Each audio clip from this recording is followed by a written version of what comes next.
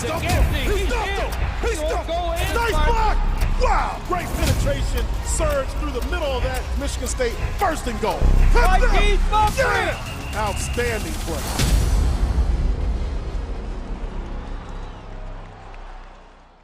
Welcome to East Lansing, Michigan, the site of the MSU Spring Game.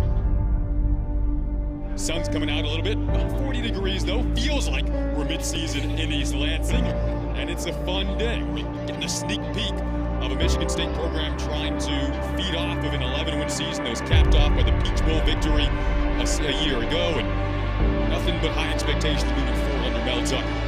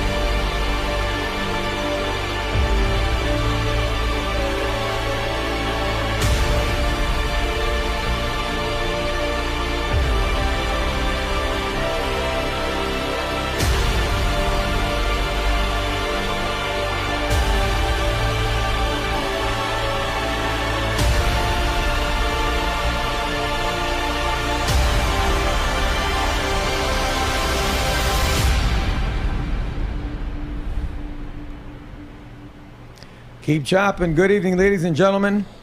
You are watching Inside the Locker Room. This is Brian Mosallam, along with my co-host, the Honorable Jason Strayhorn. How you doing today? I'm doing fantastic, Brian. How are you doing today? Fantastic. We got some more people in the studio today, though. We sure do. In studio with us right now, live is one Justin Finn from 247.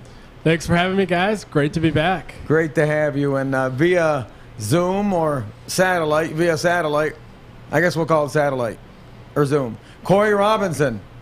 With that beautiful background, Corey. Great how you background. Doing? So creative, Corey. Can't hear him. No, I can't hear him. Can you hear him, Justin? Corey, got a little technical difficulty. Technical difficulties. Heard him a minute ago. Yeah, we did. We heard him a minute ago. How about there he goes. Yep. Corey. So we're good. We'll just run with this. Good. How you doing, Corey? Technical difficulties. I'm good. How are you guys? Fantastic. Fantastic background you got there. Real creative. It's the right color. It wasn't going to be a picture of you without a shirt on, but That's copyrighted, He would have loved buddy. that. He would have loved that. That's copyrighted, buddy. I came up with the idea too late. Thanks for joining us, guys. You know, Yeah. thought it'd be very important to have you guys here. You guys are definitely wired in on the whole recruiting landscape. But before we jump into that, Michigan State football hosted our annual spring game, scrimmage, or whatever you want to call it. And, you know, just a different kind of vibe around the university, around the game and all the different energy. And, you know, it kind of felt more like just the festivities surrounding the event, the weekend. And what was your take on it, Jason? I mean, there definitely was a festive atmosphere, and you seen in that opener where you saw Mel Tucker getting off the bus with Brenda Tracy. You saw all the T-shirts that had the set the expectation motto on it, and I think that was incredible. I think that was an important move for Michigan State, for Mel Tucker to bring Brenda. She's been around the program before, and as we know, she's really an advocate for athletes to treat females correctly, the right way, which is something that, you know, it's a shame that we have to even talk about having to, you know, teach guys to do that. But, you know, I think Mel Tucker really wants to drive that home with his players to set the proper expectations, to understand how important it is to treat women with respect that they deserve. And they made her the honorary captain of the spring game. That's an unprecedented move. I've never heard anything like that.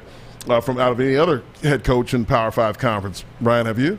No, I haven't. But I think Coach gets what's happened in the past, and bringing Brenda Tracy to campus, and I think it signifies this university moving forward. Hopefully, it signifies how important and understanding that our program has and the university has as it relates to sexual assault awareness and as it relates to student health and wellness. And I can't applaud Mel Tucker more for doing that. That was great to see, especially seeing her come off the bus. So, I saw her in the football building. I said, "Hey, what's up, Cap?" I saw her. She stopped. Yeah. It's like she smiled. She liked that. The captain. That's she right. Is, so, Yeah. Gents, give us your thoughts on the game, the scrimmage. What you guys? What kind of takeaways when you are? And I know it's a different format because we're running thin at O-line. Yeah. But Justin, what was your take? Some takeaways from the game? Pads were popping. You could hear them. I was on the sideline. Guys were hitting. They might have had just a few bodies, but those bodies were hitting hard. So a lot of great hand fighting in the trenches and some of those drills with Coach Cap and Coach Jordan.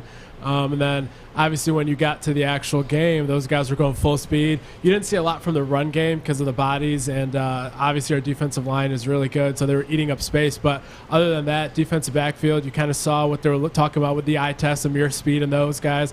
Linebacker, those guys all meet the eye test. Jacoby Windman, Aaron Brule, those guys look like SEC linebackers. And like I said, those guys were hitting hard, and some interesting formations for how they were rushing the passer. You saw Ben Van Sumeren and Windman and some of these guys acting as a stand-up defensive end. That's kind of what I want to see them do this year. So just some interesting looks, not anything too intricate or crazy, but kind of just gives you that taste of you can't wait for the season to start because you can't wait to see what they do with this defense. Yeah. Corey, what was your take of what you witnessed or watched on Saturday? And any takeaways that you came away from? Yeah, I mean, we didn't watch a ton of it because we were busy talking to coaches and players, but what I noticed that stood out was the team has looked a lot bigger now than they have the last 3 or 4 years, honestly. So you're starting to see that Mel Tucker effect kind of take hold, where you're getting the better athletes with the longer bodies. Amir Speed, I think I mentioned his arms probably could cover from sideline to sideline. He's probably the biggest cornerback I've ever seen at Michigan State. And then the speed, too. I mean, everybody was just flying around. You really had to keep your head on the swivel because, like, Justin and I were out there, trying to find recruits and stuff like that. And you would have plays come on the sidelines quick. And I know there was one where I don't know who the defensive back was, but he absolutely picked Trey Mosley, the wide receiver, up and threw him into my legs and one of the coaches, and then all of a sudden I see a football whistling by my head the other end. So just the size and speed was what stood out from what I was able to get from my vantage point. Good. And, you up in the booth, Mr. Strayhorn. I was. Up in the booth, practicing, getting ready for the season. Getting ready. Getting the pipes how's George ready. feeling? George is great. He actually called in during the pregame show and let people hear himself. I mean, he sounds great. He's healthy. He's just recovering after the bypass surgery, open heart surgery that he had a few weeks back. But he's up north recovering very well, anxious. He wanted to be on the broadcast for the spring game, but against better judgment, we told him that it's probably not good for him to make the travel down to East Lansing for this one. He can sit this one out, and he'll be ready to go in the fall. I can tell you that. But as far as what I saw on the field a year ago was there was definitely something different about the backfield. You could tell that there was a difference maker in number 9, and we didn't know if the defense just wasn't up to par or if he was really, you're talking about Kenneth Walker III, that good. Well, we know how that story ended.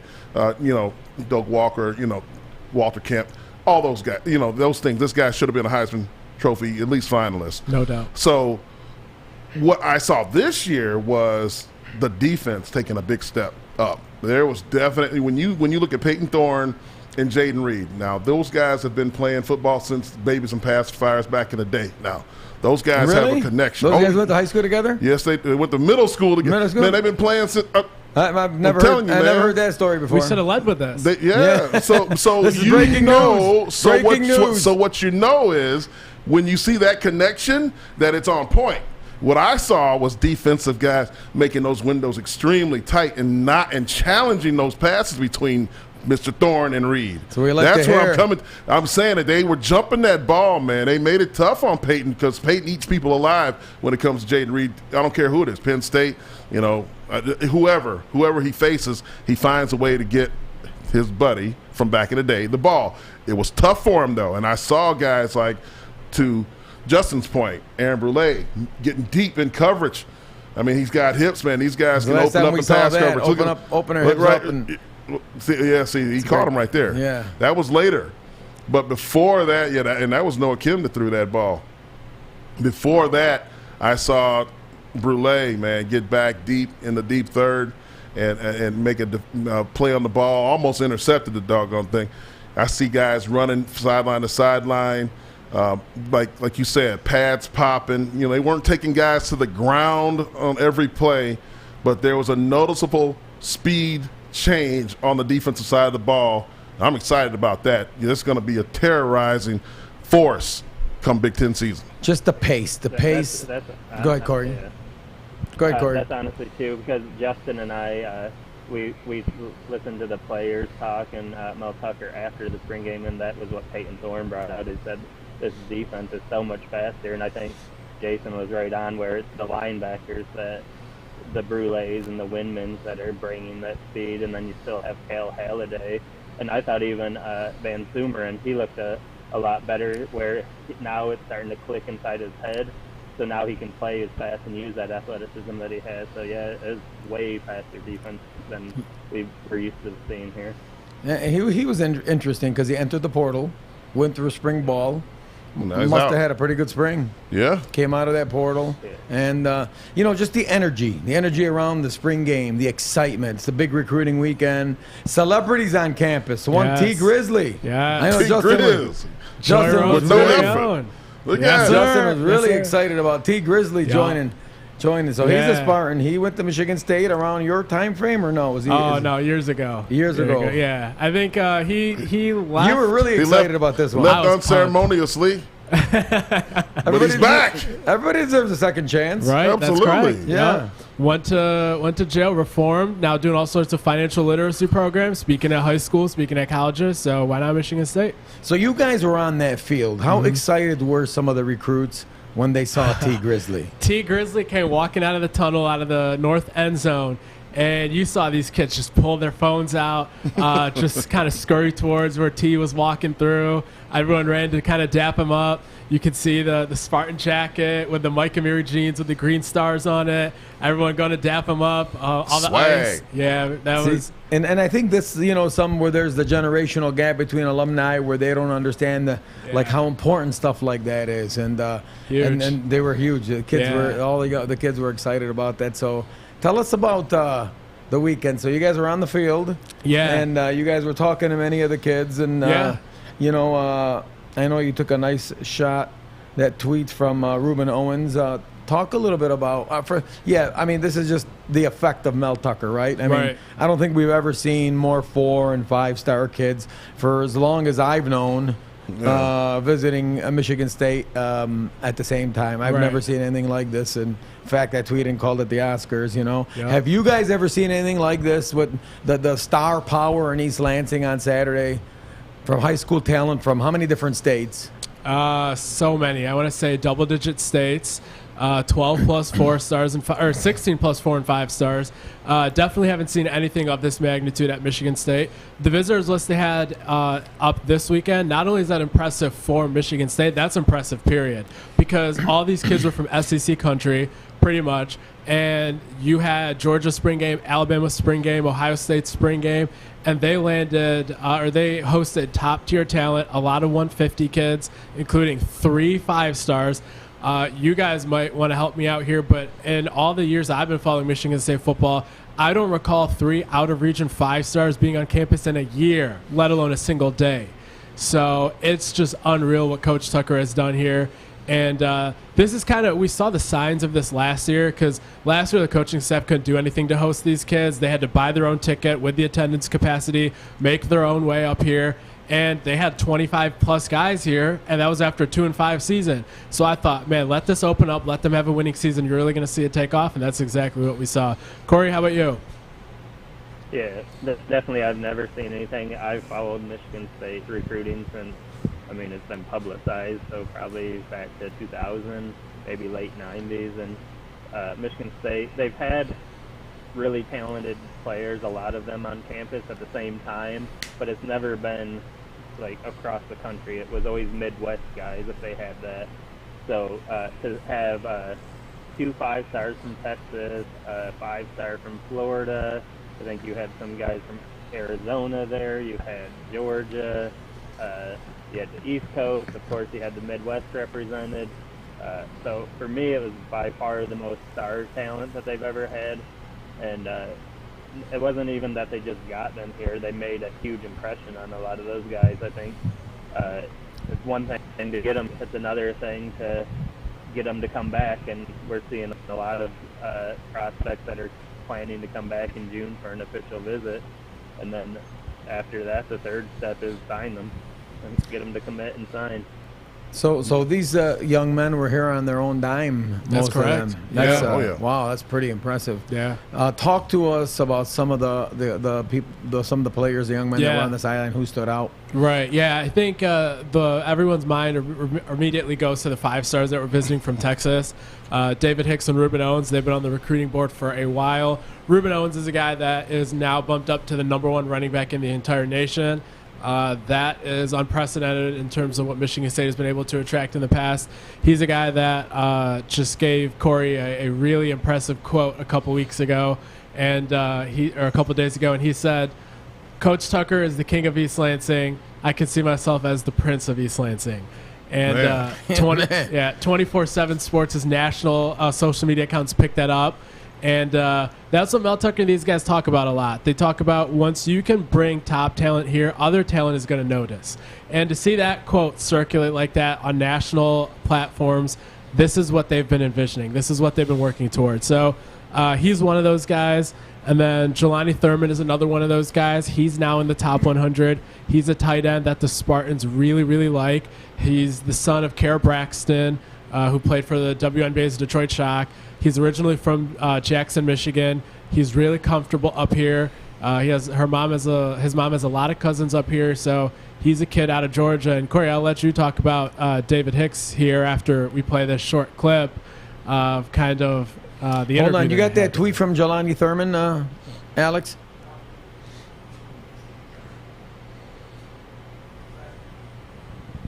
I don't know.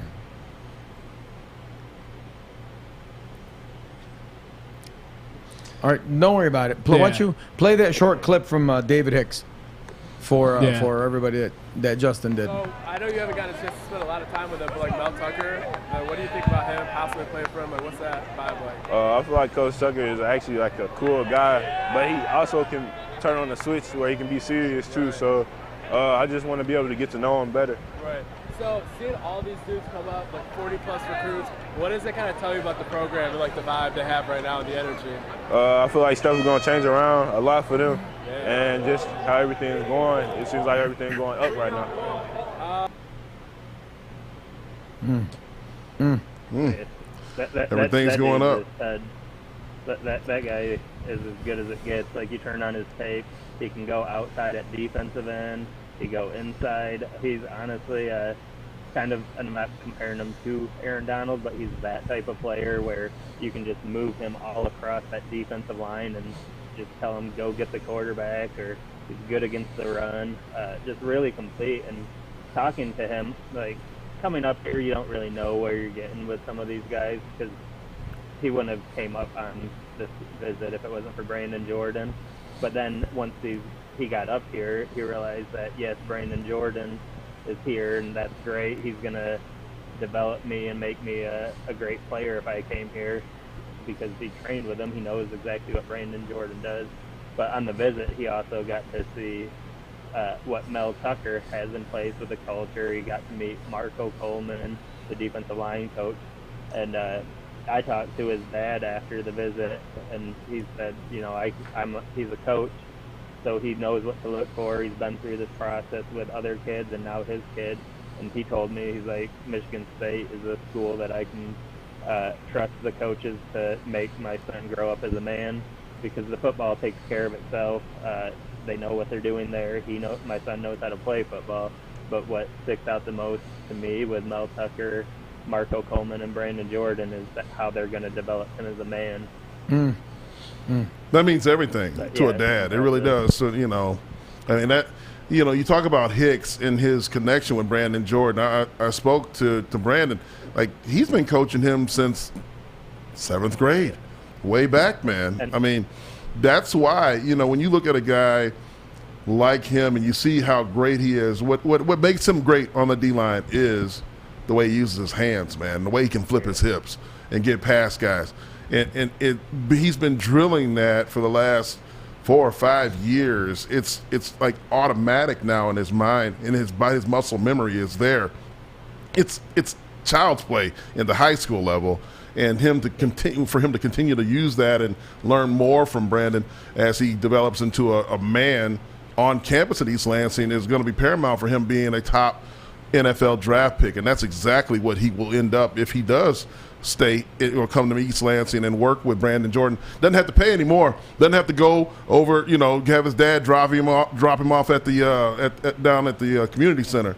You don't have to do none of that. All you got to do is get up, walk out your dorm, and just come on and see Coach after you eat the good food that they serve over there in East Lansing, right over there by the football building. You see all the new plans? We'll talk about that another time. That was beautiful, too. They rolled that out for all the recruits to see when they're going to start breaking ground in the next few weeks on the new $55 million facility that Alan Haller, is getting approved, hopefully, this Friday by the Board of Trustees, so they can start moving on that. But, these are the kind of connections. The Tom Izzo football building. The Tom Izzo football building. Yeah, these are the kind of things that they're trying to do, and these are the relationships that they're harvesting, fostering from Brandon Jordan. That's the Brandon Jordan effect in Houston, Texas, man.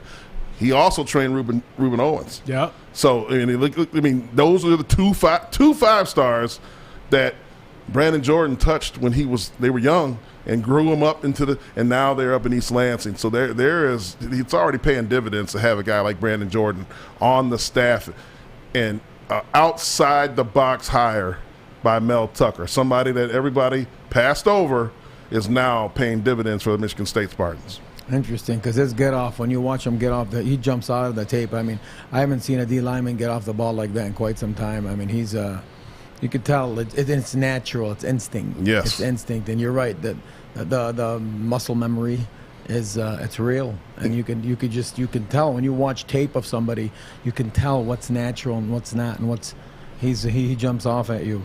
Who else, guys, impressed you that you talked to? The next name that comes to mind is Jordan Hall from IMG Academy. Oh, yeah, Jordan Hall. Yeah, he's a guy that Michigan State has prioritized at linebacker for a year now. This was his third unofficial visit up to Michigan State. Wow. If a kid from the other side of the country travels up here on his own dime 3 times, that is as much of an indicator of interest as you could ever find. He's a kid that could come in and play as soon as they would need him to. He's a kid that has length, has explosiveness, agility, fluid in his drops. He's a kid that I guess maybe Corey and I will see if we want to make any predictions there in the near future. But do we want to make a prediction? Have you made a prediction? We will be making a prediction soon. We'll tell the viewers that for those that are listening today. And in the coming days, we'll probably see what we can do there with a prediction. I'm predicting he comes. Teaser alert. I'm predicting he comes. That's my prediction. Huh? Yeah. Just like I predicted Max Christie was leaving, I'm predicting Jordan Hall commits here. Not permanently, he's not leaving. Max Christie? I believe permanently. That's just my prediction. That's just a prediction. That's what my prediction is now too. So it's just a prediction. Oh boy. Yeah. Who else? Who else jumped out at you guys? You guys got a chance to run across? Yeah, Corey, tell us about Jalen Thompson. Jalen Thompson, Cass Tech. I believe he's a top 250 kid, somewhere in that range. 4-star defensive end. I think Justin and I, we've had him predicted to go to Michigan State since early July of last year. I don't see that changing anytime. We both bumped our confidence levels up to mine was an 8, Justin's was a 7. But yeah, he's a guy too that you can kind of move around. He could be a strong side defensive end. You could probably slide him inside to some 3-tech and all of that. Recruiting the state of Michigan, that's always been a big focus for Mel Tucker. He mentions it every time he talks about recruiting. He's like, I got to win the state. I got to win the state. Jalen Thompson's a top 5 in the state kid. So Cass Tech kid, isn't he? Correct. Yeah, he is. Yeah. So he's got that connection with Wiltshire. Yep. So he knows he can trust him. He's got guys in his corner. And then I think we've really seen the maturation of his relationship with Brandon Jordan and Marco Coleman since they got here. Because you got to remember when we put these crystal balls in, when Ron Burton was the defensive line coach, and then those guys just picked it up and they took running with it, and I wouldn't be surprised. I think he's a guy that's gonna decide in the spring, early summertime. He hasn't named an exact date yet, but definitely Michigan State is by far the team to beat, in my opinion, for him.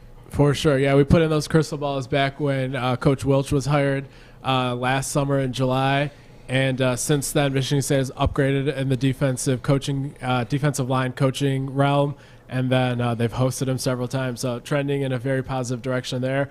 The next name that comes to mind is somebody that is going to be getting a lot of headlines if the move that we're expecting happens here, and that is Alabama commit Elliott Washington. Alabama commit. Oh. That is correct. A defensive back committed to Nick Saban. Wow. Yeah, I know Corey's been talking to his inner circle for over a year now, going all the way back to the Charles Brantley recruitments, because he's a kid from Venice High School down in Florida. He's the nephew of Nehemiah Warwick. Marcus Waters is in his inner circle, so is Sir Darian Adams. So he has that Michigan State allegiance down there, and you kind of start to get a little hopeful when you hear that he has those connections, and then when you hear that Coach Tucker has not stopped recruiting him even after he committed to Alabama. And then Corey heard a week before it became public that he was going to be taking a visit to Michigan State spring game.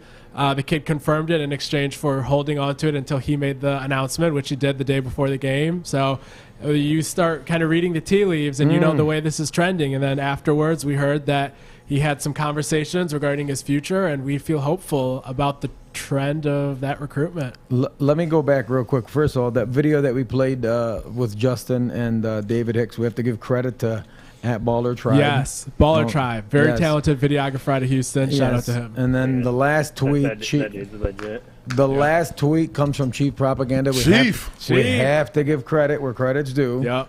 And let's just be honest, guys. When is the last time we have ever sat here and talked about Michigan State possibly flipping an Alabama commit? I can tell you. Under Nick Saban. Can tell you. Isn't that? And here's the other thing too. It's not an Alabama commit that Nick Saban isn't talking to. Like we heard after it came out that Michigan State's in a favorable spot, that Alabama and Georgia really tried to turn up the heat and say, hey, we want you, and they're doing what they do to get people's attention down there. So I mean, this is not even just an Alabama commit. This is an Alabama commit that they want in their class. Right. And Michigan State and Mel Tucker are in a very good position for him right now. Is he a Georgia kid? He's a Florida kid from Venice High School. Venice state champ. Yeah. So they're landing a Florida kid committed to Nick Saban. If very it goes talented to kids plan. at Venice. Yeah, Yep, if it lots goes of very to talented kids. Very interesting. Very interesting. Speaking of commits, we did get one over the weekend. That's correct. I believe it was official. Eddie Pleasant III commits to MSU, and there's his was that his Instagram post there. Yep.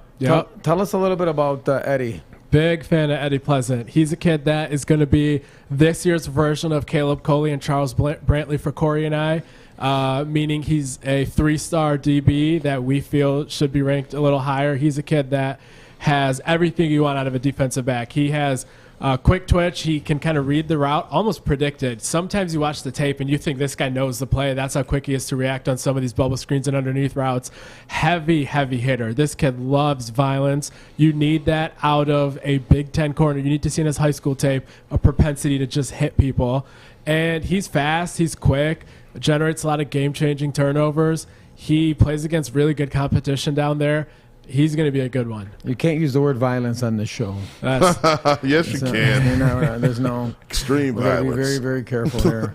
In between the lines. Stray almost got us canceled a few weeks ago. In between the lines of the field, man. Not outside the stadium. Almost got us canceled talking not about. Not even close. Want to get into Y chromosomes and X chromosomes. That's exactly right. But we'll get into that one another day. So all right, let's recap this here. So we got all 6 commits.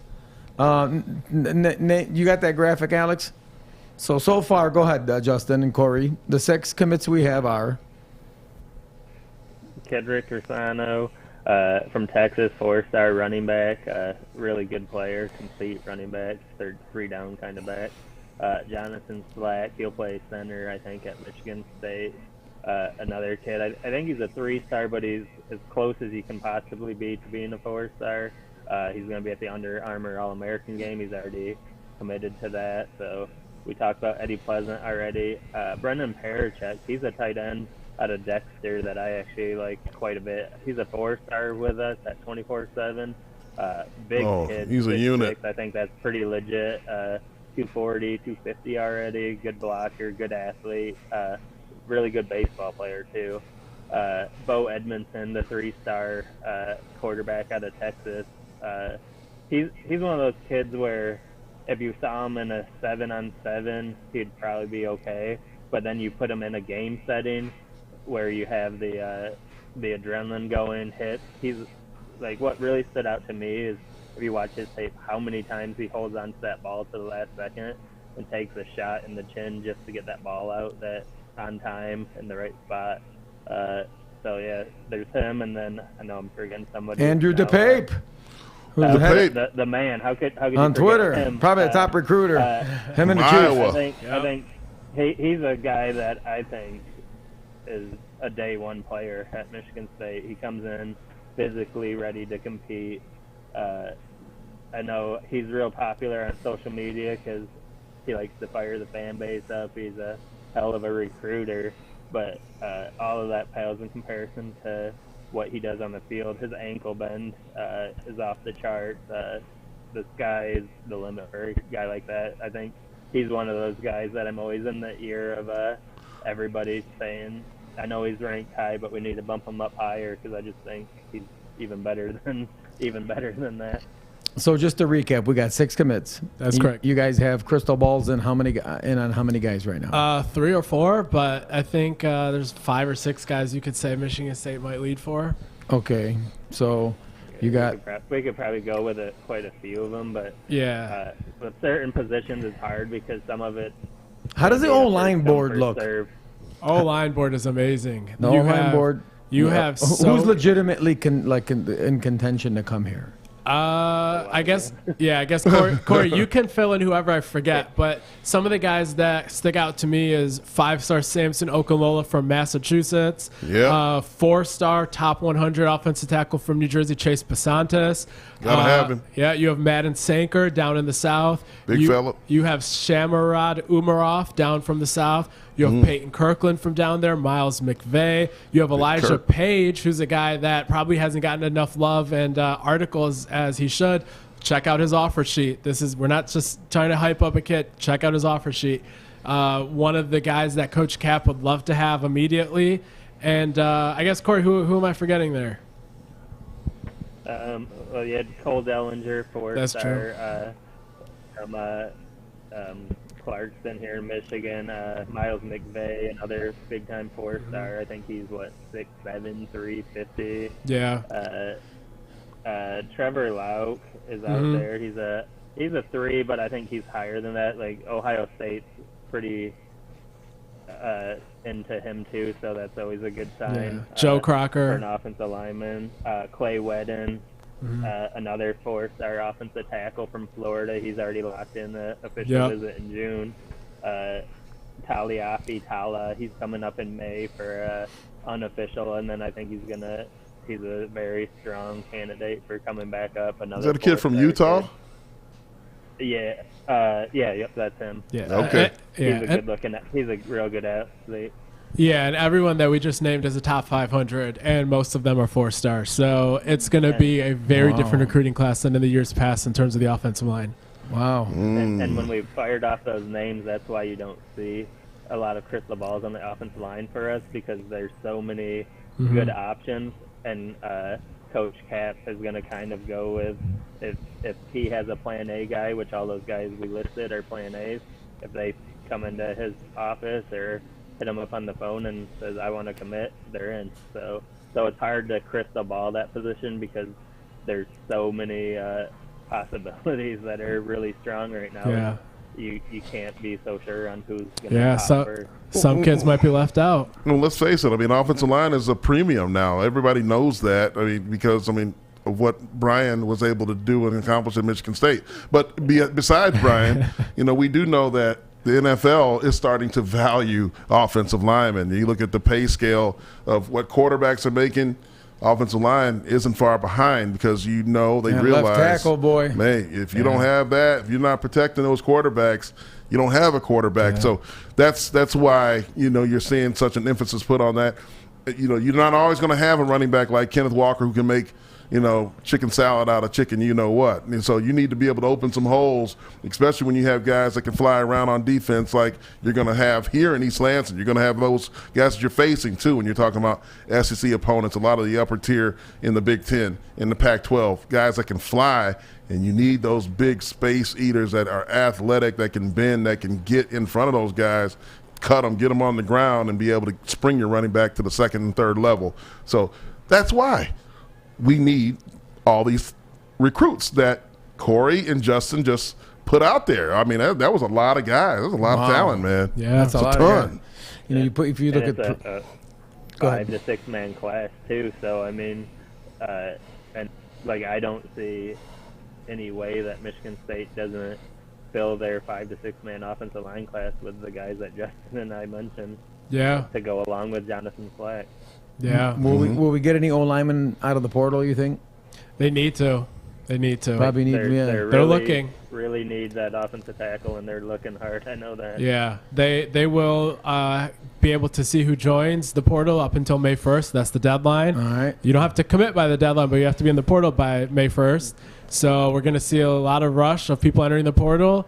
And once they know who's out there, they will be trying their hardest to land an offensive tackle. So what happened with the guy down in Georgia? Mims was his name? He was a free what'd he agent. do? He went back to Georgia. He got paid. Yeah. He was just free agency. Yeah. That's he what held did. their feet to the fire? Yep. Got a bigger bag, huh? Yep. That's how that went? Yeah.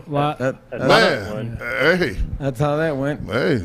Real quick, let's touch on leverage. That's leverage. So now as we're talking about recruits, smoke them if you got them. Real quick, because we're running a little behind, but just kind of a parent's perspective of a visit. One of the top recruits happens to be Mr. Strayhorn's son, Caden Strayhorn, and he's just a puppy, man. Just a puppy. But you were on the visit there with your son, and you were there as a parent.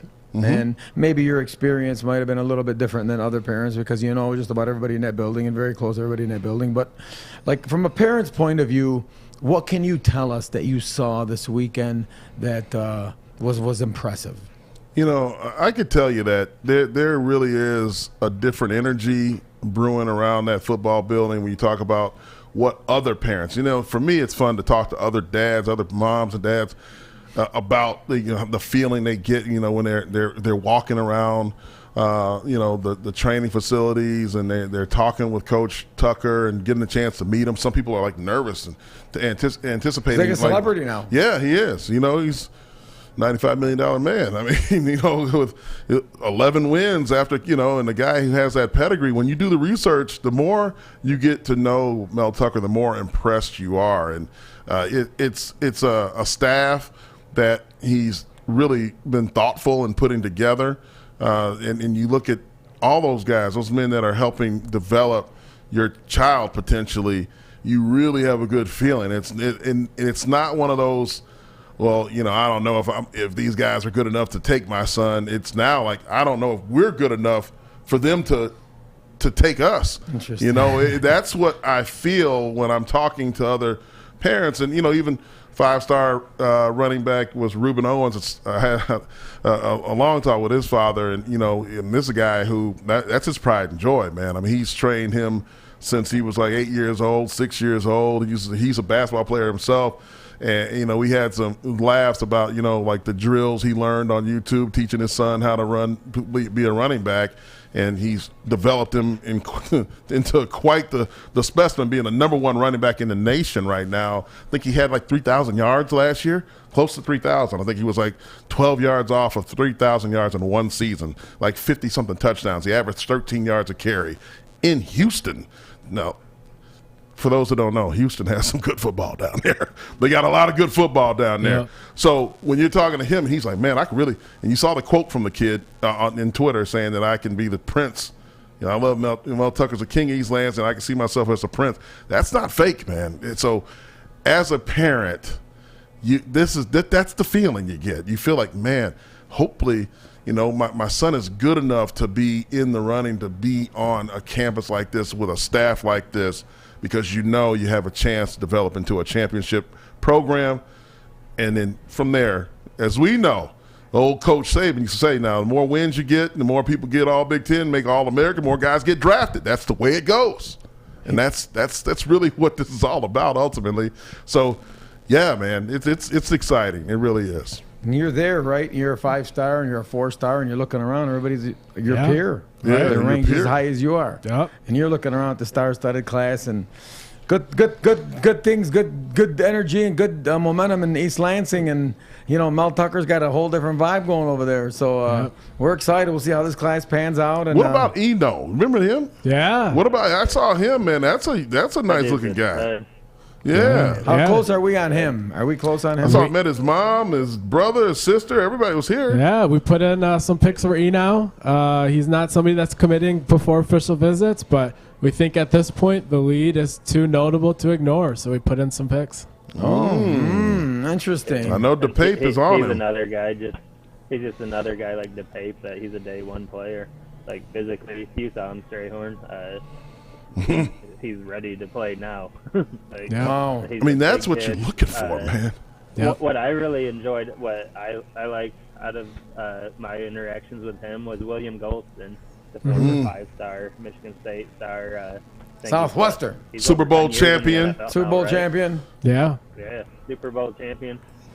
He took a lot of time with Eno and was like talking about Michigan State. He was talking about his training regimens, what he's doing to stay healthy and to have such a long, productive career in the NFL. And like I thought that was really cool, because if you really think about it, he was the recruit that kind of jump-started Michigan State as a whole in the D'Antonio era, and then we ran from there, where he made it cool to come to Michigan State. And I think we fell off the last couple of years at Michigan State in the D'Antonio era, but you're starting to see that now, but even on a higher clip. So great to have former players like that have been high-ranked recruits come in there and talk to the generation now, and not only say, hey, this is what I like about Michigan State. He just like taught him life lessons and career lessons that whether he comes to Michigan State or not, he can use. That's one word to describe that: culture. That's built under Mark D'Antonio and follow up Mel Tucker. When you see former players advising high school and giving advice like that you know the culture is right at the university. Right. I mean, how would you like to be a defensive lineman getting some best practices from a Super Bowl champion, 10-year vet defensive lineman? I mean, that's priceless. Going to coach, that is getting priceless. Coached by a guy that coaches 200 NFL players, and then the other two coaches have 30 years of NFL experience. Yeah. That's crazy. I mean, it's absolutely wild. Yeah. Switching gears here to basketball. Got a lot of Spartans nervous about basketball. Julius Marble announced yesterday enters He's out into the transfer portal. I think I just saw Izzo on TV looking in the portal. Or he's at the Tigers game. Oh, Mickey's only one away from 3,000. That was at the Tiger. I thought that was the portal. That's a. No, he's not. Yeah, he can't be in the portal at the baseball game, can he? Oh, I always thought he was in the portal working, but that's the game. You're right. My bad. Oh, yeah, My that's bad. it. My bad. I thought we got 10 in a week, and he was ready to go. Yeah. Julius Marble leaving early. What have you guys heard about that? I'm hearing he was homesick, and there's no drama behind it at all. He's the guy that I talked to somebody around the program, and he said that if he were to kind of make a list of like the least likely transfer candidates, like before the season or before the offseason started, that he would be at the top of that list. So nothing about him not enjoying it here or having any sort of issues, purely a homesickness type of thing. I believe, correct me if I'm wrong, but I believe his dad passed away about a year ago now.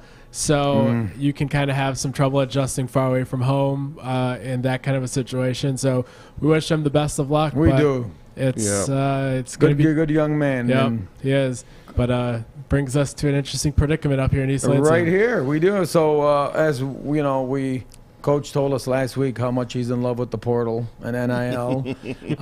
One entered the portal over the weekend that's kind of a lightning rod in East Lansing and a polarizing figure. The fan base has a polarizing opinion of Amani Bates.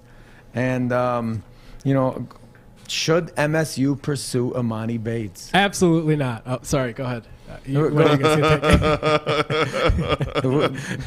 Corey, what do you think, Corey? No, I don't think so. Just because I don't think he's a player that's been geared to withstand what Izzo and honestly what he freaking needs. Like he needs somebody to get into his rear end and kind of make him be better than what he is and put out more effort than he is on offense or defense. Stay within the flow of the offense. I mean, that's literally what he needs. But he's never been programmed that way, so I just don't see how that would work. He's a guy that he's going to be on the wrong end of an ESPN 30 for 30 if he doesn't get somebody in his life that can kind of take control of his game and just take it to the next level, because it's honestly it's pretty sad to watch how far he's fallen so quickly. So you mean to tell me if Amani Bates calls MSU and says, I'm interested in coming, Jason Strayhorn, what should MSU say? Listen, I'm shocked. I need to know more about the kid as far as like what's going on with him. Is he not? So this is a kid, from what I'm hearing, is he's got this talent, but he's not exuding like maximum effort. He's not. What is it that he's missing? So he, all the hype he had was justified until the day he won Gatorade National Player of the Year as a sophomore. He won that award. He deserved that award. He was the only player to ever win that award as a sophomore. Not LeBron, not Jordan, anybody. The issue is that is where his development stopped. And that's been, 3 years now? So he's a guy that shoots below 30% from three. He doesn't have a great handle and can't get to the basket.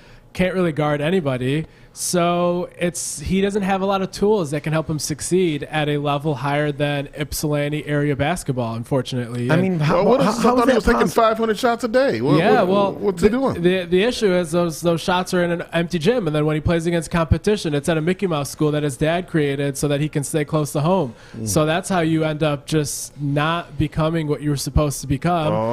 And not letting iron get sharpened against iron. That's right. If you're a national Gatorade Player of the Year, you got to have more skills than that. I'm sorry. I think the biggest thing is he needs to find the weight room too, because that's the issue. Is you hit those shots when you're open, but once you start having some grown men bodying you up, them shots get a lot harder. And you look at him, and he makes Marcus Bingham look buff and swole. So I mean, like at some point you got to find the weight room too. So I mean, everything you're telling me tells me that he needs one thing: Tom Izzo. That's what you're telling me. that's what he needs. But. Yeah. So if he comes knocking on the door to Michigan State and I'm Tom Izzo, I would seriously consider it. I know the fan base might not like that. The family would have to apologize to Coach Izzo. Listen. Times have changed. I get it. I'm with you on this. But stay out of the way. I mean, that's a whole other story, but this is becoming more and more a transactional business. Yeah. We talk about, adding 2 or 3 pieces that could hurt your culture. I don't I don't necessarily agree with that. I think you've built your culture. Right. I agree with that. You're a blue blood. I agree with that. You're a blue blood. Yeah. People they take pay cuts to go to the New England Patriots to Yep. play. They take pay cuts to go play for the Pittsburgh Steelers. You're a blue blood. One player is not going to change your culture. Yeah. When you come here, there's an expectation. Right. And you're not going to get babied. And I think, you know, I don't know if somebody will change that culture. They know what the culture is coming here and what they get from coach.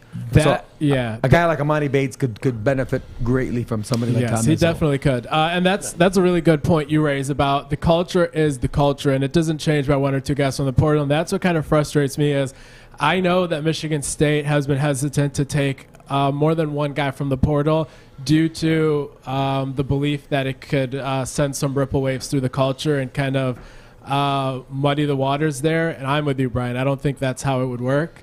I mean, what do I know? I'm not the Hall of Fame head coach, but I do think that the culture is much, much stronger than what 2 or 3 portal additions in a year could disrupt. Well, some good news. At least my guy, good news for me because I've been his biggest fan all year. Joey He's back. Buckets. Joey Hauser's back. Good for him. Joey Buckets finished the year strong. Didn't care that he's got guarding 9'9" guys. Yeah, he's got her in Yao Ming every weekend, you know, and every game, you know, it's not poor guy, you know, guarding the guy. Yeah, he's coming back and Run it back. I'm happy he's coming back and Yeah. a piece that we really need. I mean, we really need. How many open scholarships do we have right now? Brian, you're going to be suiting up next year. I might have to suit back up. Yeah, Yeah. I might have to suit back up. But I think we have 3 opens. I don't know. I at least 3. Yeah. Maybe more. Yeah. So- So I mean, you know, when you look, if you're Coach Izzo and you're looking in the portal, who are you looking at right now? Develop guys. You know, like I know you're talking about Imani Bates as a guy that needs Tom Izzo. Okay, but you're looking Tom at the portal. Izzo Who needs you somebody looking at? who's I'm he looking- needs somebody who's ready to go. Hit the Who are ground you looking running. at? I'm looking at a guy like Manny Bates. Oh, the NC State kid. Yeah, NC State center. He had a shoulder injury last year, so All he's right. hungry, looking to get back into Coach, regular you're listening, shape. Coach? Go ahead. Yeah, Manny Bates is a kid that ACC players had an unanimous poll by The Athletic. They voted him the hardest player to score on in the ACC. Great rebounder as well, hungry kid. I believe he's from the new NC State regime, the one that was doing things in the more clean-cut fashion, so I think he might be a culture fit as well. A guy like Johnny Broom, he's down from the South. He's a center that had some good averages. There's quite a few guys. I kind of stopped following the portal the last couple weeks because I lost hope of any Don't traction lose hope. there. Never lose No, hope. never Keep lose hope hope. alive. Guys hung 8 banners for a reason. Never lose hope. Coach knows. Don't doubt Coach. Coach knows. You know, he even last week when he talked about NIL portal, adapt or die. He knows you have to adapt. Either adapt or you die. But when you look and you see, I personally think, the Bridges kid was going to West Virginia. Jalen Bridges was going to visit, announced that he was visiting here. Yep. And then today committed to Baylor, I believe. Yep. That's why we Baylor knew- strikes again. Yeah. Baylor's right. They got some big bags down there. I mean, man, they took a receiver. They've had NIL going for What's going 20 on years down now there? down That there. school's got like 13 people They at got it. It's a NIL private with, school. with oil. They got a great medical school. Old money. They got a great medical school, Yeah. but Oh, boy. he announces all these visits, and then today he commits to Baylor. Yeah, so we knew about the Michigan State visit, and before it could break, just like that. yeah. I mean, He was. Baylor? It was. I read it on Twitter that he was visiting Michigan State. I see. So Yep. it was up there. Right. So you're I mean, if you look, you're. They got nightlife down there in Baylor? They got a hospital. I know that. There ain't much going on in Waco. David Koresh is dead. Yeah, I don't know thought what's they had going a on in church. Waco. They They had a had a couple church, churches. right? Yeah. What's left there? I don't know. Church's Chicken. Maybe. Whataburger. Sun. They have the sun. I guess it's not snowing. So you have probably 3 spots open that coach needs to fill. Yes. Is Fears taking one of them? Fears is the year after, so The year we're after. good there. Booker's the year after even. That is correct, He's yep. a 24, 23. 2023. Yes, that's correct. So we could have. Wow, you're right. I might be suiting up. Yeah. Let's head over to Lifetime Fitness right after this, Brian. You're not kidding. No. It's bad. Planet Fitness. Yeah. Lifetime Fitness. Listen, jeez, right behind us. It's been. Here we are. We're promoting Planet Fitness, calling them Lifetime Fitness. And That's true. Corey's laying in his bed. You know, zooming From the garage. He's got his camera on the ceiling. You know. Where we're at. You know, listen. One thing I'll tell you about Coach Izzo. don't doubt the man. I'm telling you, everybody's Spartan Nation is panicking about what we're going to do and what he's going to do. And there's one thing I learned over time: never doubt the Hall of Fame coach. So us guys who don't know anything, if we can see it, trust me, they can see it. So it'll be very interesting to see how they respond to it and how Coach handles it. Yeah, really. Last time I doubted Coach Izzo was my freshman year at Michigan State after the Syracuse exit. I believe he hung 4 banners in the next 2 years right after that. Jay Wright just announced his retirement from Nova. Who can we pick off from? Man, Jay Wright. Yeah. Wow, that was a shocker. Jay Wright got me into basketball, man. It was I think I was in kindergarten and first grade. He had those Kyle Lowry, Scotty Reynolds teams. My dad's from Philly. I grew up on Villanova basketball, Eagles That's football, a shocker. Sixers basketball. That's a shocker. Yeah, It man. is. JQJ. We'll have to bring Coach Izzo back on, and we'll get a list of some of the young men you're talking about and present it to Coach. Yep. I'll leave it right here on leave the it here. table. Watch some film Nobody with touch them. it. We'll go over it with them. Sounds good. So, but definitely they got to make some moves. Do not doubt Tom Izzo. Mark Never. my words. Do not doubt Tom Izzo. He will be back. Take that to the bank. Definitely. Absolutely. Switching gears real quick. Women's gymnastics. Shout out to Coach Mike Rowe for being named WCGA Coach of the Year. Congratulations, Coach. The Congrats. best year in women's gymnastics history, I believe, at Michigan State. Their highest score Top ever. 10 finish. Top 10 finish. And very proud, Coach. Congrats. Jackie Joseph, women's softball coach, got her 750th victory. Congratulations to Coach Joseph and Justin and Corey. 750. Yeah. Justin, Corey, thank you for joining us tonight. We appreciate your insight. Yeah. All Great your to be knowledge. here. Love having you guys here. Mr. Strayhorn. Great job, guys. Thanks for joining us. Thank you for having us. Ladies and gentlemen, this is Brian Mosallam alongside my co-host, the Honorable Jason Strayhorn. Thank you for watching Inside the Locker Room. Good night and go green. God bless. He stumped him. He stumped him. He stumped him. Nice block. Wow. Great penetration. Surge through the middle of that. Michigan State first and goal. Touchdown. Yeah. Outstanding play.